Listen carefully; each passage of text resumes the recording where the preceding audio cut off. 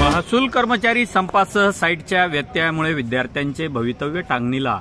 रिसोडमधून थेट मुख्यमंत्री कार्यालयाला तक्रारीचा ईमेल.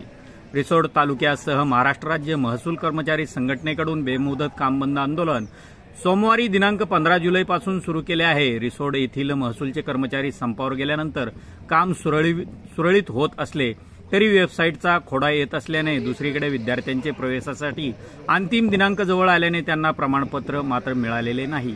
महसूल कर्मचारी संपाचा मोठा फटका विद्यार्थ्यांना बसत आहे.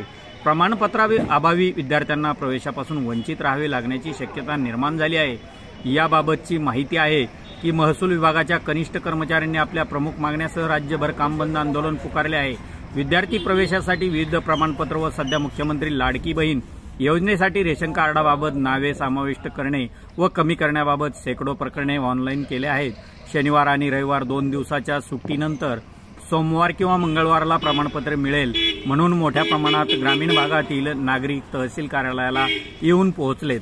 परंतु काही कर्मचारी कर्तव्यावर नसल्याने त्यांना रिकाम्या हाताने परतावे लागले. एकंदरीत महसूल कर्मचाऱ्यांच्या संपाचा मोठा फटका विद्यार्थ्यांना बसत असून व्यावसायिक अभ्यासक्रम प्रवेशाच्या तारखा जवळ येऊन ठेपल्या असताना विद्यार्थ्यांना अद्यापपर्यंत आवश्यक प्रमाणपत्र मिळालेले नाहीत. प्रमाणपत्र मिळण्यास एक दिवस जर उशीर झाले तर विद्यार्थ्यांचं संपूर्ण वर्ष वाया जाणार आहे. जिल्हा प्रशासनाने महसूल कर्मचाऱ्यांच्या निर्मिती संपावर सकारात्मक तोडगा काढून विद्यार्थी व मुख्यमंत्री माझी लाडकी बहीण या योजनेतील लाभार्थ्यांसाठी सुविधा निर्माण करून द्यावी अशी मागणी आता जोर धरू लागली आहे. आपण पाहत आहात इंडियन न्यूज 24 साठी वृत्तनिवेदक विजय शुगेसह रिसोड तालुका प्रतिनिधी नारायण आरू.